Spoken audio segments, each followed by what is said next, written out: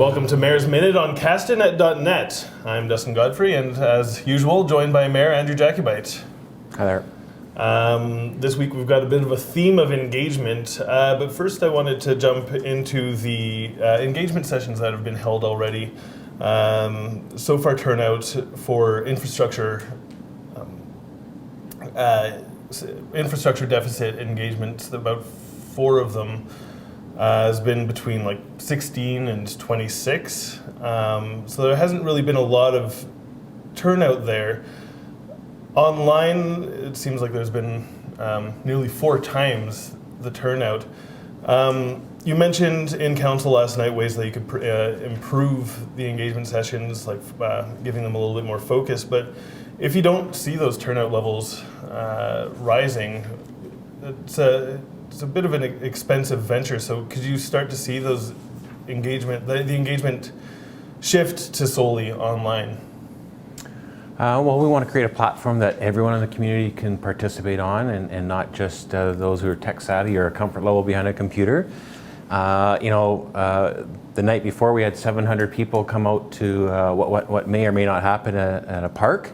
And then the next night we had 16 people, and 2 days later I think 20, and that's sort of frustrating, because I think around the dinner table or the workplace, everyone has an opinion on what the city should or shouldn't be doing, is or isn't doing, and transitioning that to get them to actually participate online or in printed form is what we're trying to change people's behaviors on, and really so whenever the issue of the day or opportunity or priority when it comes to council, we can say we've got a broad cross-section of the community that's participated.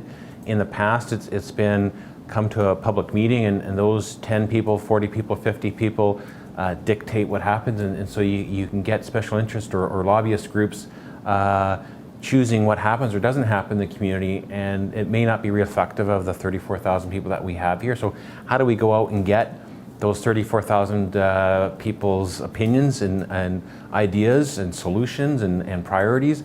And that's what we're trying to create, a platform so people can feel comfortable doing that, can circle back and see that some of their ideas were actually vetted or considered or being implemented, and that just sort of snowballs. And so we're trying to find solutions where we go to people instead of hoping that they're going to come to us.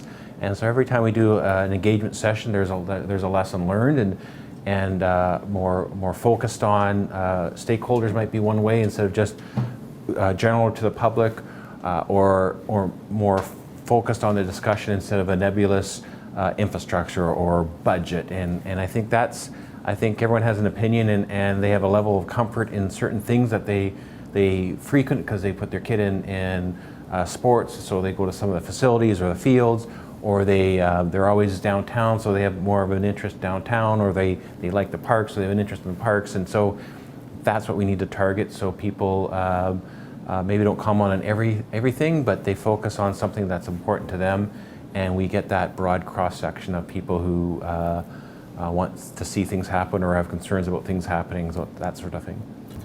Sure. And lastly, I just wanted to get onto the issue of resident-only parking.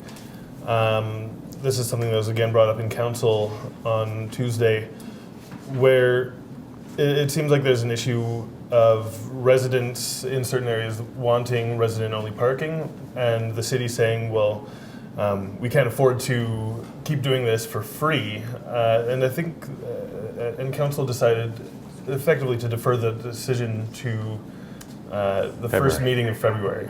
So I imagine this is going to be some pretty tough engagement going ahead for the city, trying to kind of compromise the needs or the wants of the residents and the needs or the wants of the city. Yeah, I think there's a lot of people who feel that I should be able to park in front of my house, and it is a public street, and so that's where part of that conflict comes to play. And it came a couple of years ago when the hospital moved to pay parking. The immediate area around the hospital, a lot of the staff started parking there, and plugging opportunities for homeowners to be able to unload their groceries or park in front or near their home. And so we started putting residential parking in those areas and a portion of downtown, and started looking at expanding that. And I think that's where the other areas sort of raised concern. And we were debating whether we should hold off status quo and just do some more consultation.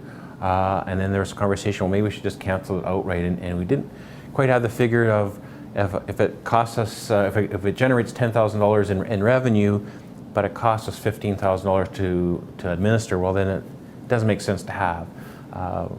Conversely, if it gets about $10,000 in revenue and it only costs us about $1,000 to manage and enforce and administrate, then maybe it is worthwhile. And so that's sort of missing, and that'll be part of our communication and engagement, not just amongst ourselves to council, but to the community, so they can weigh in. And parking is always a very contentious issue, and certainly residential parking when it's in front of your home.